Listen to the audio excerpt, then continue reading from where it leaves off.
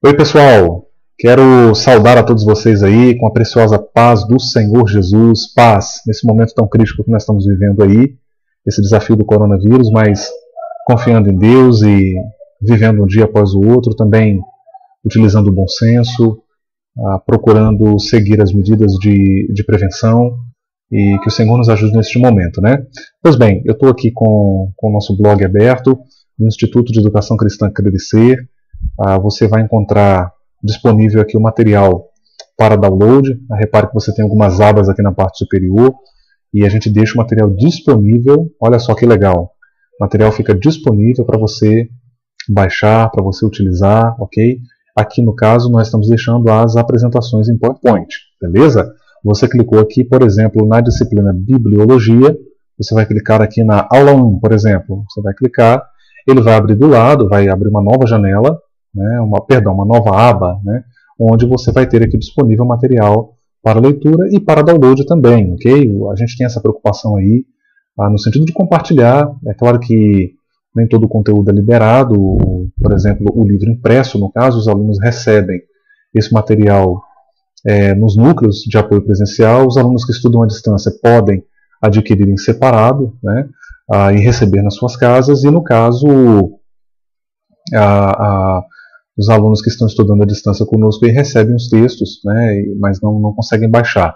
A gente não compartilha, evita compartilhar o PDF, né, mas aqui você tem material que a gente deixa disponível para download, mesmo para quem não é aluno, né, está aqui, está disponível no sentido de contribuir com o reino de um modo também aí gratuito, né, vamos dizer assim, para aqueles alunos, para aquelas pessoas, perdão, que não são alunos nossos. É claro que o aluno ele tem acesso a mais material. A gente vai trabalhar agora a disciplina de liderança cristã. Eu vou abrir aqui a tela para vocês estão podendo visualizar aí. E desta feita eu estou mudando um pouco o formato, porque a gente tinha uma forma de trabalhar onde a gente disponibilizava ali no caso eu gravava, né, como se eu estivesse dando uma aula mesmo, ou melhor, eu estava dando aulas, né? Porém ali na frente da câmera você me via falando, e aqui eu estou trabalhando agora com um formato diferente, onde você só vai visualizar mesmo a apresentação. Aqui é uma nova estratégia que a gente está utilizando e acho bem bacana também para a gente trabalhar. Tá? No caso, nesta primeira lição, lembrando que cada disciplina no curso básico de teologia ela é estruturada em 5 lições. Nesta primeira lição, nós vamos abordar aí a questão da importância e também o papel da liderança. A gente coloca aí uma leitura bíblica que está no livro de Provérbios que está naquela categoria de livros do Antigo Testamento chamada de livros sapienciais, livros de sabedoria, também considerado aí um livro poético por estar majoritariamente escrito dentro deste gênero literário que é a poesia, no caso a poesia hebraica, né? Nós estamos pensando aí a poesia hebraica naturalmente. E este livro é um compêndio de milhares de provérbios, os provérbios que por sua vez, eu sei que aqui a aula não é de Antigo Testamento, esse material já está disponível lá no canal do Instituto e também aqui no blog, como você pode ver, tantas videoaulas quanto material para download, mas vale a pena aqui uma observação a respeito, uma nota de conhecimento a respeito dos provérbios bíblicos, né? Eles são, eu costumo dizer que os provérbios escriturísticos do Antigo Testamento, vamos dizer assim, eles são um montão de sabedorias compactados em sentenças curtas, né? Ou melhor, sabedoria compactada em sentenças curtas, objetivas. Então você tem aí uma fala muito interessante que tem tudo a ver com liderança, com direção, com condução. Não havendo sábia direção, abre aspas aí, ó, não havendo sábia direção, o povo cai, mas na multidão de conselheiros há segurança. Perceba que a palavra liderança, nas traduções de equivalência formal, nas traduções mais antigas também, você não vai encontrar essa palavra. Algumas traduções de equivalência dinâmica incluem a palavra liderança, mas é importante ressaltar, leadership em inglês, você percebe que esta palavra ela é nova, não é um termo que conste aí de traduções de equivalência formal, de traduções mais antigas. Tá? Começo colocando também aí uma reflexão do John C. Maxwell. O Maxwell ele é, na verdade, considerado um guru da liderança mundial, referência mundial, quando o assunto é liderança. Né? E ele escreve várias obras, tem várias obras publicadas, inclusive por editores de grande expressão, e ele vai, em muitos momentos, abordar a questão da liderança numa perspectiva cristã. Né? Ele vai dizer que o problema mais crítico que a igreja enfrenta atualmente é o vácuo de liderança. Gente, eu sei que o John Maxwell ele está escrevendo dentro de um contexto específico, né, estadunidense, aquela coisa toda, mas não dá para negar que a leitura que ele faz aqui cabe muito bem na nossa realidade. As nossas igrejas evangélicas, elas estão enfrentando um desafio muito grande no que diz respeito à liderança. Né? Cristo, ele continua dizendo, Cristo deixou a sua igreja na terra para fazer uma obra que tem impacto eterno. Se a igreja local não estiver bem liderada, então a noiva de Cristo sofre e não será capaz de cumprir a sua missão para essa geração. Isso é uma verdade. Né? De fato, o êxito, o progresso de uma igreja local e de uma denominação, pensando-se aí de modo mais amplo, mais macro, né? Passa pela liderança. Isso não vale só para a igreja, né, gente? Isso vale para empresas, isso vale até mesmo, a gente pode pensar o contexto familiar, que inclusive nós temos uma lição específica sobre liderança na família. Então é interessante para a gente pensar isso aí, ok? A nossa introdução, eu vou colocar um trecho aí do nosso livro, que você, se é aluno do Instituto, tem acesso ao texto. Ele vai dizer, onde eu vou dizer que o tema liderança está muito em voga hoje em dia. É um assunto bem patente. Reconhecemos que, apesar de os princípios sobre liderança cristã serem fáceis de ser aprendidos, na prática são difíceis de serem exercidos. A liderança cristã, ela requer, e se a gente pensar a liderança cristã, isso não é menos difícil, ok? A liderança cristã, por sua vez, ela requer esforço, renúncia, abnegação, humildade, paciência para com o próximo e se preocupa em primeiro lugar em glorificar a Deus. É que, por exemplo, no ambiente corporativo, no ambiente empresarial, e eu tenho experiência, né, tanto enquanto liderado como líder, a gente percebe que existe uma preocupação muito grande com o resultado, e por resultado aqui entenda cada empresa, né, com o seu resultado específico, com a sua busca específica por resultados. No meu caso, que trabalho no contexto do ensino superior, a gente percebe que o resultado é captação de alunos, né, no caso de faculdades privadas. Então, a faculdade ela precisa, e né, a liderança, de um modo geral, não está errada com essa preocupação, porque a sobrevivência institucional depende de ter alunos. Né? Então, uma faculdade vende cursos, então se ela não tem alunos, ela naturalmente não vai vender o seu produto. Então, ela precisa realmente ter alunos. Então, o resultado, em muitos momentos, ou um dos resultados, é claro, esse não é o único resultado buscado por uma IES, né, por uma instituição de ensino superior, mas é um dos resultados muito importantes, do qual depende, inclusive, a sobrevivência institucional. Então, perceba que a liderança cristã, por sua vez, ela não está preocupada com números, ela não está preocupada, ou ela não deve estar preocupada com cifras, né, com resultado econômico. Veja, gente, eu estou fazendo essa comparação aqui para mostrar a distinção entre uma liderança e outra.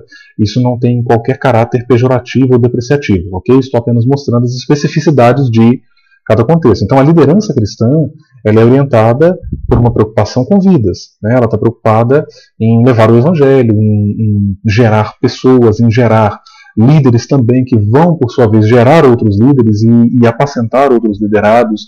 Então, o objetivo, o resultado que ela procura na verdade, é outro. Né? Então, eu costumo até dizer, e uma crítica que eu faço à eclesiologia contemporânea, que as igrejas hoje se comportam como empresas. Né? Eu até creio que uma igreja ela deve ser, ou ela deva ser conduzida como uma empresa, mas jamais confundida como uma empresa. Né? Porque uma empresa está buscando resultados financeiros.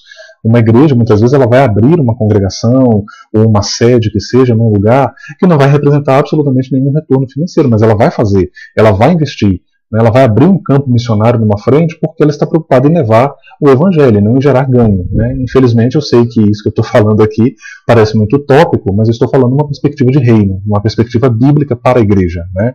Então, se as igrejas hoje não estão fazendo isso, o problema é delas, que se entendam com Deus depois. Meu compromisso maior é com as Escrituras. Né? Então, a liderança cristã, a gente começa então nesse primeiro momento, veja que eu já estou apresentando, digamos assim, uma das definições possíveis, né, para o que é liderança cristã, e aqui eu traço um diálogo, um breve diálogo com o dicionário bíblico Wycliffe, né, da sua edição aí de 2007, quando o dicionário afirma que o conceito de liderança, de direção, ele permeia as escrituras como um todo. A gente viu isso agora há pouco lá no texto de Provérbios 11. Ele é encontrado não só nas inúmeras palavras que significam liderar e guiar, mas também em suas derivadas, em passagens que ocorrem mais de 150 vezes na versão King James Version em inglês. Então você percebe que o conceito de liderança, embora a palavra possa ser talvez aí recente, mas o conceito é antigo, o conceito já está nas Escrituras, né? Ele está presente em toda a Bíblia. Em Isaías 55:4, nós temos uma palavra hebraica, você está lendo, ela é traduzida por príncipe na atualizada e por líder na NVI. Repare que a NVI é uma tradução já mais recente, de equivalência dinâmica, ao passo que a atualizada ela é uma tradução um pouco mais antiga que a NVI e de equivalência formal também. Né? Claro que a gente tem traduções de equivalência formal que são recentes também, como a Nova Almeida atualizada. Né? Então veja que basicamente essa palavra hebraica, né, que você está visualizando aí, ela significa basicamente líder, governante, capitão, príncipe, dentre outras definições. Repare você, querido aluno, querida aluna, que esta palavra, por exemplo, capitão, e esta palavra príncipe, elas aparecem muitas vezes ao longo do Antigo Testamento. Né? Então, também no Novo Testamento você vai encontrar a palavra príncipe, né, algumas vezes. Fica implícita a ideia de condução, de um líder que orienta, que dirige as pessoas. Em Hebreus 12:2, por exemplo, olha a ocorrência da palavra capitão, também a palavra autor da nossa salvação, que indica justamente a sua condução da salvação, ou seja, a sua liderança no processo salvífico e redentor da humanidade por meio de sua obra expiatória. Né? Então você percebe que o conceito de liderança está muito presente nas Escrituras. Eu coloco aqui algumas outras palavras que não necessariamente são termos de epistemologia bíblica, mas são termos relacionados à liderança. Por exemplo, a palavra gestão, a palavra administração, a palavra execução, a palavra condução e a palavra produção. São palavras, inclusive, muito recorrentes no meio empresarial, no meio executivo. Essas palavras elas são muito utilizadas e têm uma relação estreita aí com a questão da liderança. Aí, avançando na próxima tela, eu vou colocar uma pergunta interessante. Né? Qual a melhor fonte de ensino sobre liderança? E, mais uma vez, eu vou citar o guru aí da liderança, o John C. Maxwell. Ele vai dizer que ele começa fazendo uma pergunta. Aonde a maioria das pessoas vai aprender sobre liderança? A resposta a esta questão hoje é que elas buscam em muitos lugares. Alguns examinam o mundo da política, outros buscam modelos na indústria do entretenimento. Muitos olham para o mundo dos negócios. Muitas pessoas parecem buscar executivos de sucesso, consultores ou especialistas altamente graduados para aprender a respeito de liderança. E tudo isso é muito importante, tá, gente? Mas o Maxwell ele vai chamar nossa atenção para uma coisa muito legal. Ele vai dizer assim, olha, mas a verdade é que a melhor fonte de ensino sobre liderança hoje é a mesma há milhares de anos. Se você quer aprender sobre liderança, busque no maior livro sobre liderança que já foi escrito, a Bíblia.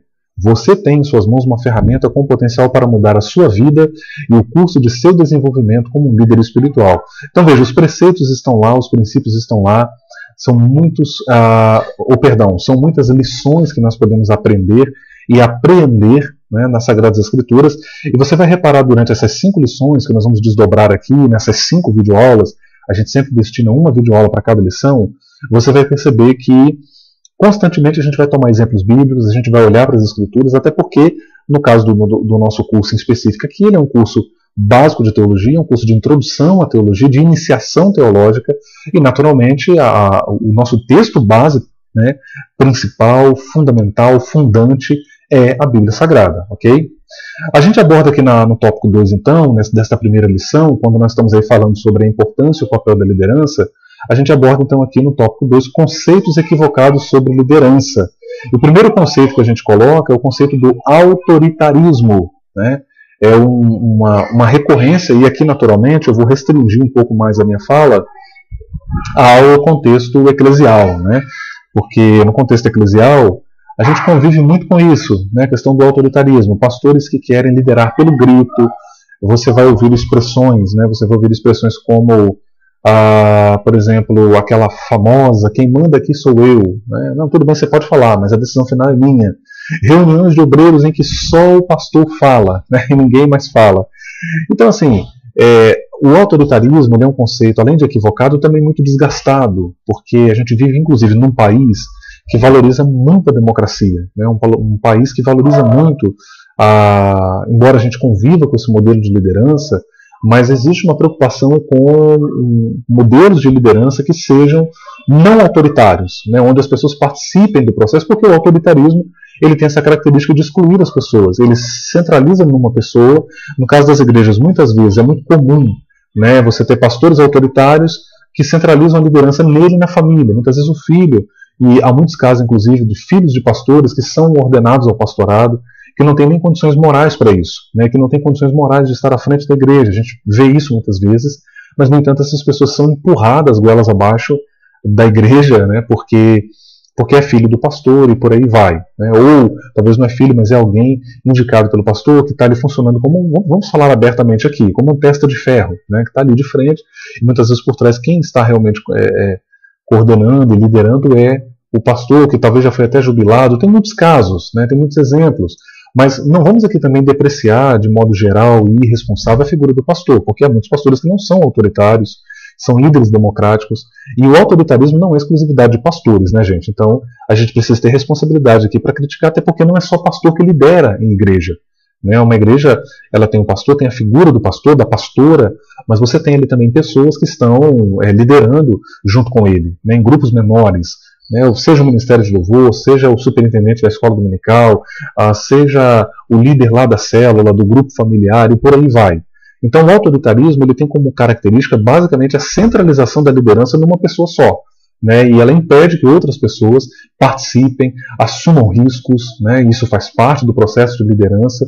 E então assim, existe esse problema seríssimo nesse modelo de liderança que precisa ser superado, né, diga-se de passagem. Eu coloco aí para vocês outros conceitos equivocados ou errados quanto ao líder cristão e quanto à liderança cristã. O primeiro que eu vou colocar para vocês aí, que vocês estão vendo, né, é isso aqui, ó. Deixa eu até usar a canetinha aqui, ó. Questão da desatualização. Isso aqui é um problema seríssimo, né? Você tem pessoas hoje liderando de modo totalmente desatualizado. É o caso, por exemplo, ou seja, insistindo em modelos que simplesmente não funcionam mais, como é o modelo que nós acabamos de mencionar. Você tem outra problemática também na liderança, muito séria também, que é a questão da terceirização das relações, né, das relações de liderança, da condução do processo de liderança, né. Eu estou colocando aqui em amarelo agora para diferenciar um pouquinho. Então você tem isso aqui como outro gravíssimo problema na liderança, porque o líder ele é aquela coisa, ele não quer assumir riscos, ele está na posição de liderança, mas vamos falar no popularzão aqui, ele não quer dar a cara a tapa, né? No sentido, não, gente, vamos para frente, vamos acreditar, se der certo, deu certo porque nós fizemos, estamos juntos, se não der certo, não deu certo porque nós não conseguimos, nós fracassamos. Então ele não assume o risco de chamar a equipe para junto de si, para chamar a igreja para junto de si, e juntamente com seus liderados assumir riscos, tomar decisões. Muitas vezes é muito comum no processo de liderança situações imprevistas, né? Um exemplo nós estamos vendo agora é essa situação de pandemia mundial, onde você tem que tomar decisões no papel de liderança. Você tem que tomar atitudes, buscar recursos, novas alternativas. Bom, não podemos realizar o culto presencialmente, então o que nós vamos fazer? Então você toma medidas, você parte para alternativas. Então o líder precisa ter essa responsabilidade no sentido de assumir o desafio da liderança e não terceirizar isso, e não repassar para outras pessoas e o tempo todo ficar se esquivando. Eu já convivi com líderes que eram muito mal quistos pelos liderados. Por quê? Isso no ambiente de trabalho. Eu não vou nem citar aqui o ambiente de empresa, de igreja. No ambiente de empresa, no ambiente de trabalho eu vi isso. Líderes, gente que ele está na posição de liderança, mas toda vez que a situação aperta, ele joga para cima de outras pessoas. Isso foi gerando um desgaste para a imagem dele e ficou evidente que ele não tinha compromisso com o processo. Ele não deixava a posição, não queria deixar o cargo, delegar para outra pessoa, mas também não assumia. Então isso foi gerando um desgaste, inclusive com a direção acima dele, né? Então é preciso considerar isso e entender que a liderança ela requer, né, ou seja, essa primarização das próprias responsabilidades. Né? Ficou até redundante, mas essa redundância também é didática. A gente tem aí também um terceiro conceito, que é a desorganização, no manuseio com os dados e informações que são fundamentais ao bom andamento do projeto que lidera. Gente, eu sei que isso aqui não é tão relevante para a nossa aula, mas eu pertenço a uma denominação e convivo com líderes, e eu vejo muitas vezes a problemática disso aqui, gente, do líder. O líder que não é organizado, o cara não sabe fazer uma lista de transmissão no WhatsApp, o cara não sabe criar um grupo no WhatsApp, o cara não tem a menor noção de arquivologia, do que é arquivar, ter os arquivos, um hall de membros, né, ter uma secretaria minimamente organizada na sua igreja. Ah, Rony, mas eu não tenho espaço aqui para isso. Mas você pode fazer isso de modo digital, você pode ter isso no computador, você pode ter as suas pastas devidamente organizadas, as fichas de todos os membros devidamente preenchidas. Então, assim, tem gente que é completamente desorganizada, assim, é impressionante a desorganização de alguns líderes, e isso é muito sério, porque quando você precisa, por exemplo, buscar uma informação, quando você precisa disparar uma informação que precisa ser socializada para a igreja, e aí o cara não sabe, o cara não tem como fazer, comete os mesmos erros por questões de desorganização. Então veja, a organização, gente, ela não é apenas uma questão estética, ela também é uma questão funcional. Você precisa ter organização em tudo que você vai fazer, porque do contrário, você precisa localizar determinados documentos, você precisa, e aí está aquela bagunça, está tudo de perna para o alto, não vai funcionar, né? Então a desorganização, ela é um problema muito sério na liderança. Ainda outros conceitos equivocados, eu coloco aqui a questão do humor, né? Esse é um outro ponto também, vou fazer um círculo, fica melhor, né? A questão do humor, o líder que não faz uma autoavaliação, né? e trata mal seus liderados. Eu soube de um caso de um pastor, por exemplo, que ele se deparou, ou melhor, um obreiro, ou seja, um liderado dele, da igreja que ele pastoreia, se encontrou com ele no elevador do prédio, porque os dois moram no mesmo prédio, e ele se encontrou, esse liderado entrou, e esse pastor desceu no elevador vários andares e não falou com o seu liderado, não disse para ele boa tarde, bom dia, não falou nada, simplesmente. É claro, gente, sejamos honestos, né? Todos nós temos aquele dia nosso de fúria, né? Lembra daquele filme antigo, Dia de Fúria?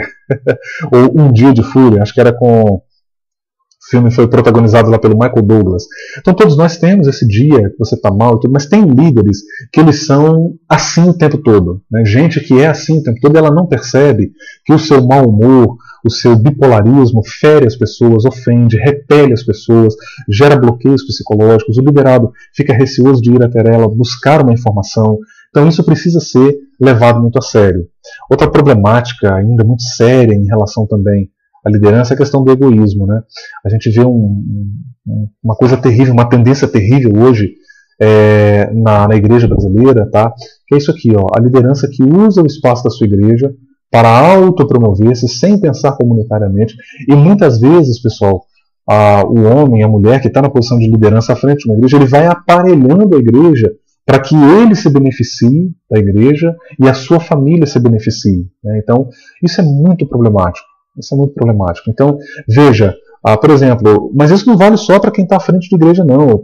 A pessoa que é designada, por exemplo, para dirigir o culto. Tem gente que vai dirigir o culto, ele fala mais dele, da vida dele, das potencialidades dele, do que interessa realmente à liturgia cristã, né, ao momento do culto. Isso é só um exemplo de pessoas que são egoístas no seu trabalho de liderança, né? Eu participei uma vez de uma conferência teológica onde o moderador falava mais dele e falava mais do que os participantes, e aquilo ficou assim, realmente uma coisa muito chata, muito até desconfortável para os participantes ali. Eu estava à mesa porque o colega não percebeu que ele acabou passando uma imagem de egoísta, né? Uma imagem assim de alguém que estava querendo ali se autopromover utilizando aquele espaço ali naquele momento, né? Agora, alguns conceitos acertados aí sobre a liderança. A gente tem o primeiro, que é a questão da visão. Eu costumo pensar que a visão, ela nos projeta para frente, ela nos permite ver o que não foi mostrado. Ela nos permite olhar para uma pessoa que muitas vezes está no processo que nós estamos orientando, conduzindo, liderando, e enquanto todo mundo vê aquela pessoa como problemática, como insegura, como imprecisa nos processos que ela está executando, o líder de verdade, que tem visão, ele não enxerga só as limitações dessa pessoa, né? Olha que Deus é o maior exemplo de um líder com visão. Deus olhou para um assassino e disse assim: esse camarada vai liderar o meu povo e eu vou usar esse camarada para tirar o meu povo do Egito. Então, Deus olha, né, para um homem que está vivendo em meio a um amontoado de deuses e ídolos, e Deus diz para esse camarada assim: olha, esse camarada é o camarada que eu vou escolher para dele fazer nascer uma nação que vai apregoar o monoteísmo para o mundo, né? Então é interessante pensar que Deus, ele vê as coisas de uma forma diferente, como nós olhamos, como nós tendemos a ver muitas vezes, de maneira reducionista, de maneira imediatista, né? Então, o líder com visão, a visão é isso, é você ver além, é você olhar para uma pessoa, não, ele tem potencial, tem algumas arestas que precisam ser aparadas, ele ou ela vai precisar ser lapidada, mas eu vejo lá na frente, né? Então, assim, o líder que tem visão, o líder que olha para determinada situação, enquanto todo mundo está vendo um problema ali, ele está olhando e dizendo assim, não, eu posso crescer através desta problemática, né? Então, visão é ver além do que está posto diante dos nossos olhos. Isso é uma questão muito interessante para a gente pensar, e muito poderia ser dito ainda sobre a questão da visão, né? Avançando um pouquinho mais, a liderança ela deve inspirar confiança e segurança nos envolvidos no processo, né? Eu tive líderes no contexto de trabalho, né? Muitas vezes o líder, a líder, né?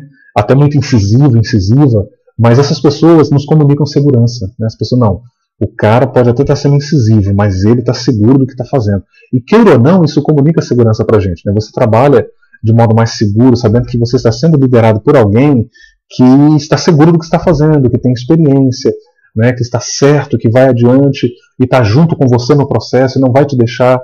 Eu tive líderes que, não, eu estou com você, conte comigo. Isso aqui traz para mim, a gente vai resolver juntos. Então, aquele líder que está seguro e que te inspira confiança e segurança no processo no qual ele está envolvido, ou seja, ele não fica à parte do processo e sabe que também, naturalmente, os seus liderados estão envolvidos ali.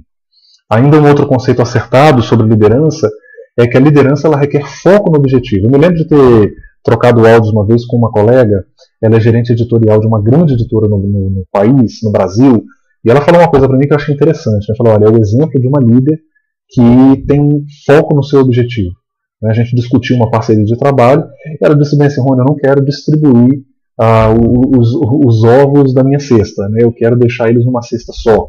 Então achei interessante a frase dela, né? A comparação que ela fez, porque evidenciou justamente isso, a pessoa que está focada no objetivo, persegue aquele objetivo e vai em busca dele, né? E não deixa esse objetivo para fazer outra coisa. Já vi gente que abraça muita coisa e não faz nada bem feito, né? Isso é algo que eu tenho aprendido na minha vida e tenho procurado me reeducar com relação a isso, né?